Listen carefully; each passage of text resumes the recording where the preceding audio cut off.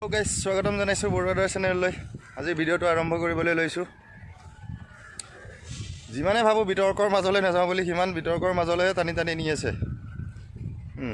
আৰু মানুহে মই অন্ধভক্ত বুলি ক'লে মানুহবিলাকে বহুত বেয়া পায় মোক। আৰু অন্ধভক্ত সেই সকলকহে কওঁ যিসকলে নেকি অন্ধৰ দৰে কাম কৰে। ঠিক আছে, বহুতে মোক বেয়া পায়, বেয়াকৈ কমেণ্ট কৰে। তাৰে মাজত বহুত আছে মোক ভাল পায়, ভালকৈ কমেণ্ট কৰে। গতিকে মানুহৰ মনত আপুনি তেতিয়ালৈকে ভাল হৈ থাকিব যেতিয়ালৈকে সেই মানুহজনে ভাল পোৱা কামটো আপুনি কৰি থাকিব বা মানুহজনৰ কথা আপুনি তলমূৰকৈ শুনি থাকিব, তেতিয়াহ'লে আপুনি বহুত ভাল। যিদিনাখন আপুনি বিতৰ্ক কৰিব, যিদিনাখন আপুনি প্ৰতিবাদ কৰিব যে এইটো এনেকৈ নহয় এনেকৈ হ'ব লাগিছিল, সেইদিনাখনৰ পৰা আপুনি পৃথিৱীত চবতছে বেয়া মানুহ আপুনি। মানে ভগৱানকে গালি পাৰি দিয়ে, মইনো কোন? মই মানুহে, মানে ভগৱানকে গালি পাৰি দিয়েচোন। গতিকে গালি পৰা হ'লে পাৰি থাকক, মোৰ আপত্তি নাই। মই শুনিব পৰাখিনি শুনিম, শুনিব নোৱাৰাখিনি ডিলিট কৰি দিম, চিম্পুল কথা।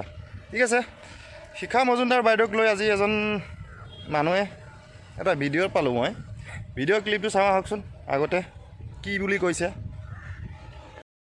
ৰাইজলৈ আন্তৰিক ধন্যবাদ কৃতজ্ঞতা জ্ঞাপন কৰিছোঁ। এইখিনি খুব বিতৰ্ক হৈ আছে অগ্নিনাভ মন্দিৰ।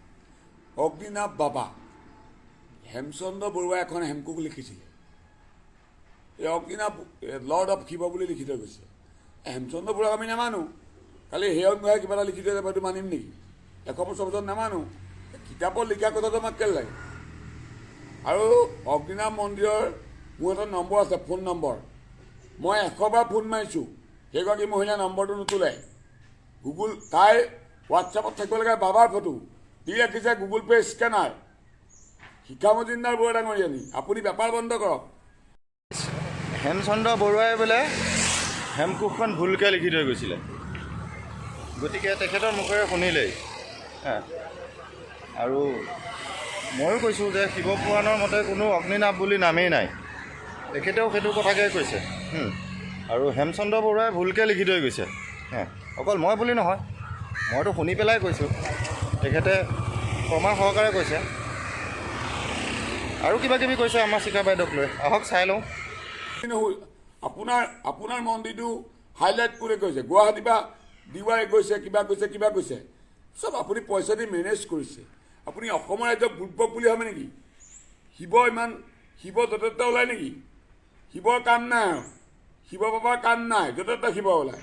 মই 1.5 লাখ টকা খৰচ কৰি এটা মন্দিৰ বনাই দিছোঁ, মোৰ ঘৰত নহয়, ৰাজহুৱাচনত। তাত 2টা সৰ্প সদায় থাকে, গম পালে নাই? আপুনি ভণ্ডামী এৰক, আপোনাক মাটি বাৰী দিয়ক। আপোনাৰ মন্দিৰ চৰকাৰী ৰাজহুৱা হ'ব, তাত ৰাইজে সেৱা কৰিব, তাত এখন কমিটি হ'ব, আৰু অসম চৰকাৰে আপোনাৰ মন্দিৰটোত ল'ব। কোৱা মতে বোলে অগ্নিনাভ মন্দিৰটো চৰকাৰে লৈ ল'ব, আৰু শিখা মজুমদাৰ বাইদেউক বোলে বেলেগত মাটি লৈ দিব চৰকাৰৰ ফালৰ পৰা, তেখেত তাত থাকিব, আৰু অগ্নিনাভ মন্দিৰটো চৰকাৰৰ হৈ যাব। আৰু এটা কথা তেখেতে ক'লে যে তেখেতে news portal, news reporter news চেনেলবিলাকক টকা দি সংগ্ৰহ কিনিছে, টকা দি তেখেতে নিউজ চেনেলক কিনি লৈছে, তাৰপিছত বাতৰি প্ৰচাৰ কৰিবলৈ দিছে। এই মানুহজনে বোলে তেওঁ সাংবাদিকতা কৰি আহিছে, গতিকে তেওঁ এইটো যে কথা কৈছে, আহক ভিডিঅ'টোত কি কৈছে তেখেতে ভালকৈ চাই লওঁ। মন্দিৰটোত ল'ব, আপোনাক মাটি বাৰী দি দিয়া হ'ব, আপুনি বেলেগ থানাত স্থানান্তৰ কৰা হ'ব। মাটি আপোনাৰ নহয়, পটাত লিখা থাকে, গভৰ্ণমেণ্টে যেতিয়া বিচাৰে তেতিয়া মাতিব লাগিব। আপোনাৰ মন্দিৰটো চাই আছে মাননীয় মুখ্যমন্ত্ৰী ডাঙৰীয়াই। আপুনি ইউটিউবাৰকেইটাক, এই দুটামান, এটা মৃদুল গগৈ আৰু এটা পবিত্ৰ মেচ, দুটামান পাগলক গোট খুৱাইছে আপুনি। আৰু আপোনাৰ ৰিপৰ্টাৰ মই 22 বছৰ কৰিছোঁ, 22 বছৰ ৰিপৰ্টাৰ কৰিছোঁ। ৰিপৰ্টাৰ ক'ত ধল লয় মানে নাম নেকি? আপোনাৰ ঘৰত যে ৰিপৰ্টাৰকেইটা আহিলে, আপুনি যে নিউজবোৰ দি আছে, মেনেজ মাষ্টাৰ, আপুনি কিমান টকা একাউণ্টত দিছে, গুগল পে'ত কিমান টকা দিছে? আৰু আপুনি যদি ভকতিয়েই কৰিছে, আপোনাক যদি বাবাই ইমান ভালেই পায়, আপুনি কৈ স্কেনাৰটো কিয় দিব লাগে? আপোনাৰ হৈ কোনোবা মঞ্জুৱে মেছেঞ্জাৰত মোক মেছেজ কৰি আছে, মঞ্জু নে কোনোবা, অগ্নিনাভ শিৱ বাবা এটা নাম নহয়।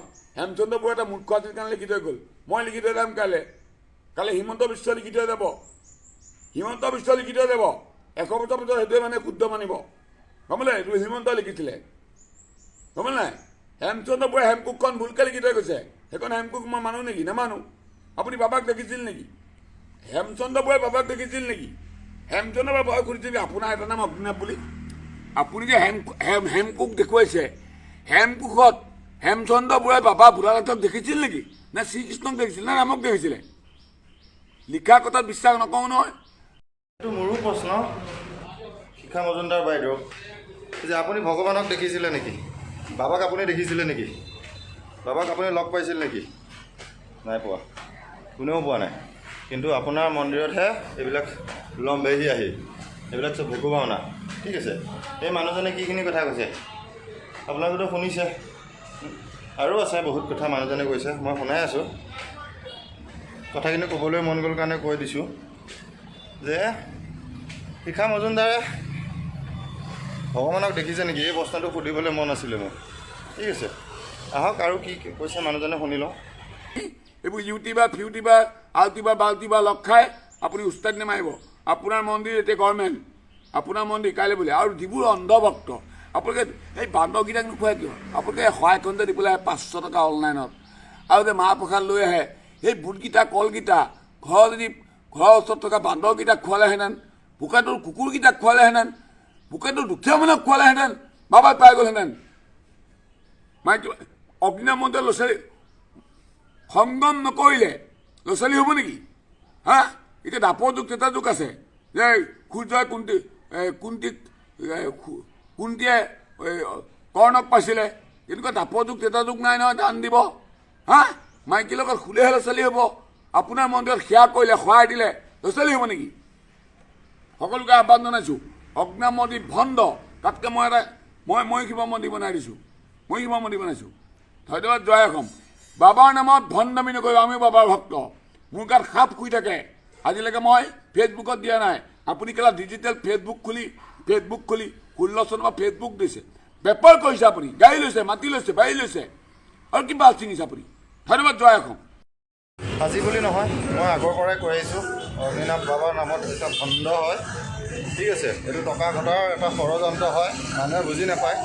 মই সঁচা কথাখিনি সদায় কৈ আছোঁ, কিন্তু মানুহে সদায় মোকেই গালি পাৰি আছে। সকলোৱে নাপাৰে, যোনকেইজন অন্ধ বুলি ক'লেও বেয়া পায়, আকৌ মোক আকৌ কমেণ্টত বেয়াকৈ কামুৰে। আকৌ মোকতো এজনে গালি কৈ দিছে বোলে মই অন্ধ হৈ যাম বোলে। ঠিক আছে, সেইটোৱে কৈছোঁ যে ভগৱানৰ নামত এখন যোনখন বেপাৰ, এখন বেপাৰ চলাই আছে। এই মানুহজনে সত্য কথা কৈছে, তেখেতৰ কথাক মই ছাপোৰ্ট কৰিছোঁ। ঠিক আছে, বহুত ভাল কথা কৈছে যে তেখেতে বুজি পাইছে। তেখেতে বুলি নহয়, জনসাধাৰণে বুজি পায়, দুজনমান অন্ধ ভক্তই বুজি নাপায়। হা, তেখেতে ক'লে আৰে পত্নীৰ লগত সংগম নকৰিলে সন্তান হ'ব নেকি? মতা মাইকী একেলগে নকৰিলে সন্তান হয় নেকি ক'ৰবাত? এনেকুৱা এটা মন্দিৰ ওলাই গ'ল য'ত সেৱা কৰিলে হৈ গ'ল, মতা মাইকী একেলগে নাথাকিলেও হৈ গ'ল, সন্তান হৈ যাব। সেইটো কথা হ'ল নেকি? এইখন ভেকু ভাওনা। ঠিক আছে, মই এইবিলাক বিশ্বাস নকৰোঁ, মই নহয়, ৰাইজেও বিশ্বাস নকৰে। তে গাইজ, আজিৰ ভিডিঅ'টো ইমানেই, লগ পাম বেলেগ এটা ভিডিঅ'ত।